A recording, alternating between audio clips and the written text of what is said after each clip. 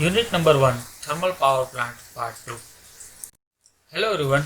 In Part 1, we had discussed about introduction, Rankine cycle, general layout of thermal power plant.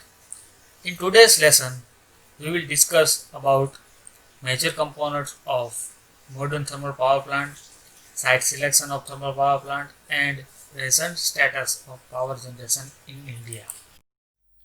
Major components of modern thermal power plant. First one is boiler. In the boiler, fuel is burnt in the presence of air. So that is why heat energy is released due to the combustion of fuel is used to convert the feed water into the steam. Modern high pressure boilers are generally water tube boilers in which water is passes inside the tube and tube is surrounded by the flue gases. Here generally the steam is produced in the form of wet steam or saturated steam, so that is why they are not directly used in the turbine. Here superheater is using to convert saturated steam into the superheated steam. Superheater is placed in hottest part of the boiler. It will remove the moisture from the steam and it converted into the superheated steam. Second one is steam turbine. It converts heat energy from the steam into the mechanical energy by causing the rotation of the turbine shaft. It is directly coupled with the generator, so that is why third one is the generator unit. It is coupled with the turbine shaft and it converts the mechanical energy of turbine shaft into the electrical energy. Next one is condenser. Its function is to condense the steam which is exhausted from the turbine. It consists of large number of tubes in which the cold water is circulated continuously and the steam gives its latent heat to the circulating cold water. It is connected with the cooling tower. Next one is cooling tower. Its function is to cool the hot water coming from the condenser. The water is sprayed in the form of droplets through the nozzle at the top of the cooling tower. You can see from the schematic diagram it is natural draft cooling tower. As the water comes into contact with the atmospheric air, the water gets cooled.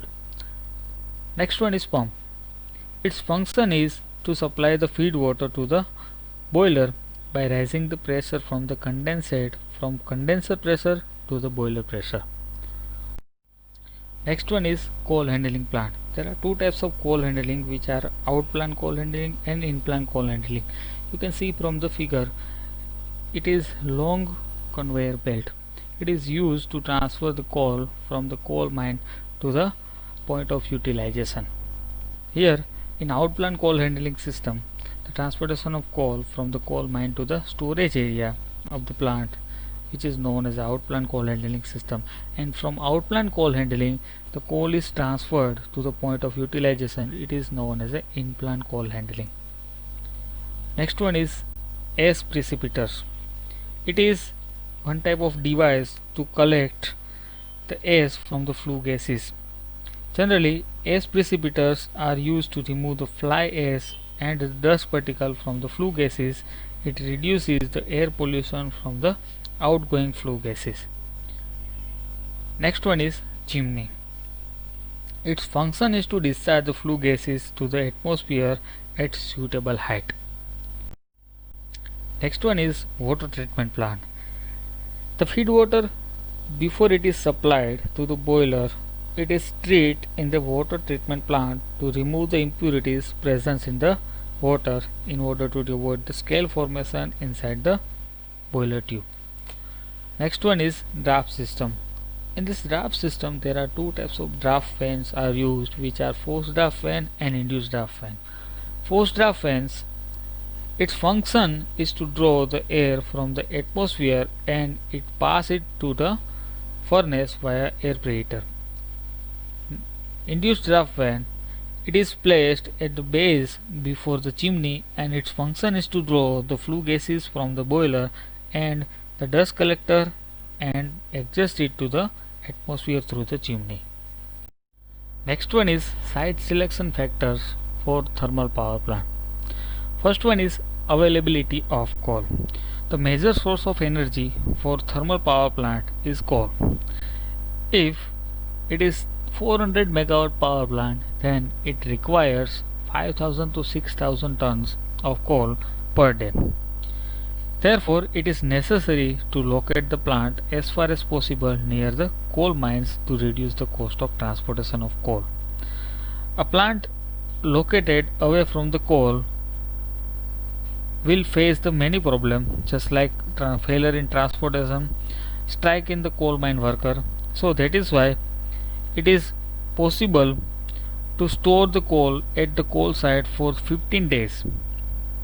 It results in the increase in the space requirement as well as increase in the investment, losses in the storage, as well as it requires additional staff for the handling of the coal.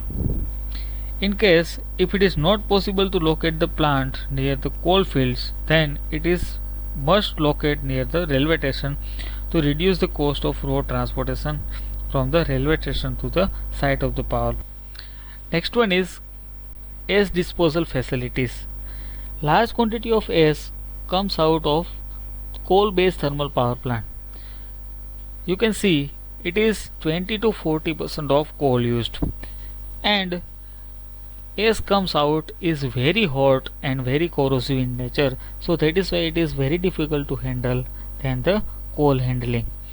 It is very hazardous for human as well as atmosphere. A 300 megawatt power station requires around 7.5 hectares area per year if the ash is dumped to a height of 6.5 meters. Nowadays, ash is used in cement industries, for bricks making and for road making. If the site is near to the coal mine, then it is dumped into the unused mine. In case of the site is located near the river, sea or lake, it can be deposited into it.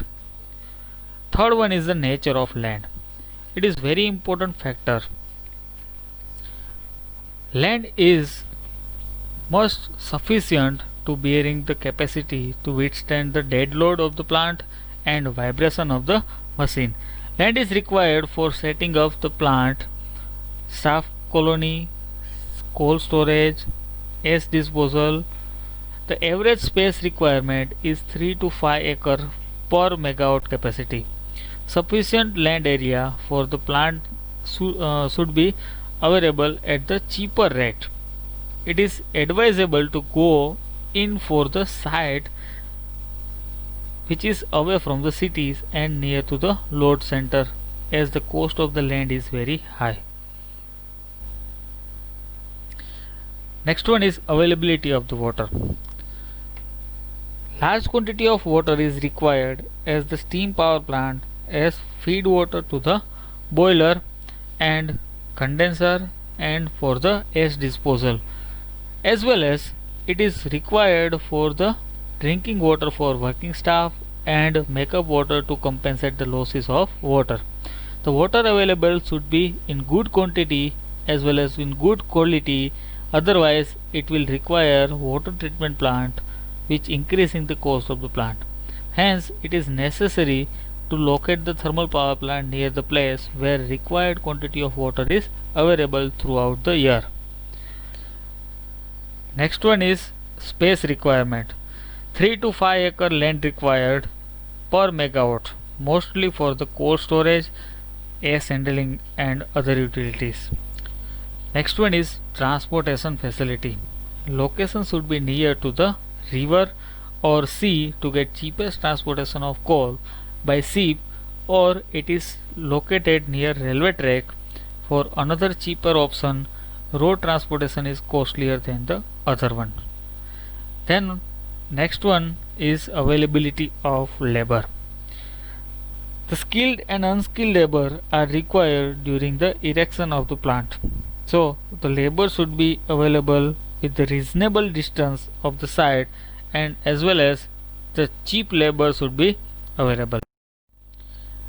Next one is public problems. The power plant should be away from the town or cities to avoid the nuisance from the fly ash, coal dust, smoke and heat discharge from the plant.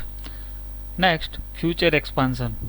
The site selected for the plant should be such that it has provision for economic extensions consist with the estimated growth of the load. Present status of power generation in India. India is the world's third largest producer and third largest consumer of electricity. The national electric grid in India has an installed capacity of 371.054 gigawatt as of 13 June 2020.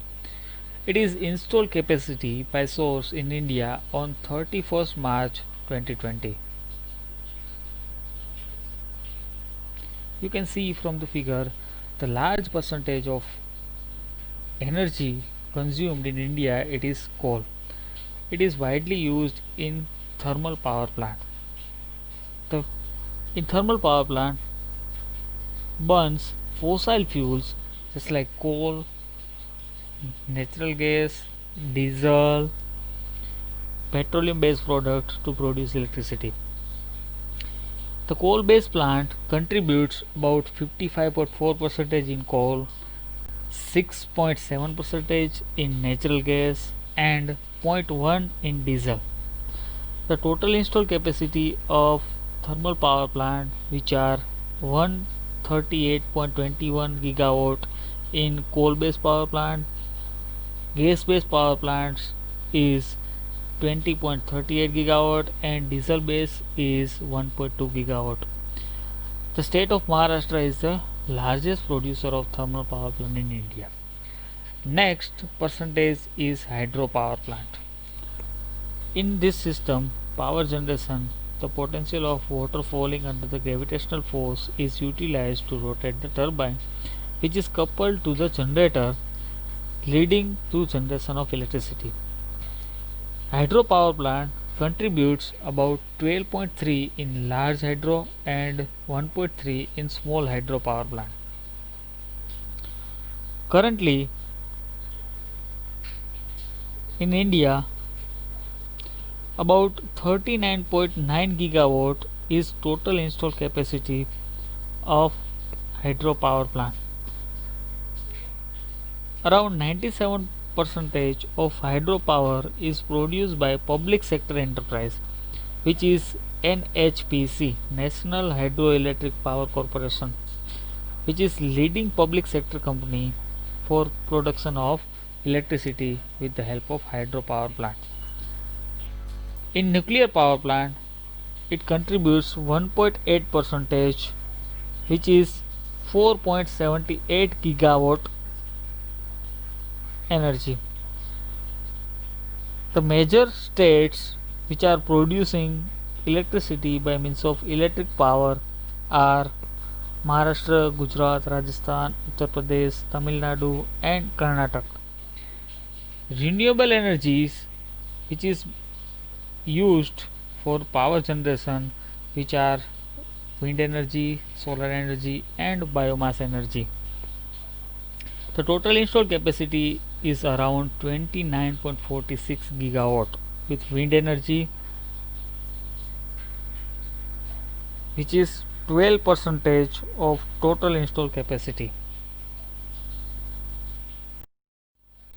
Thank you.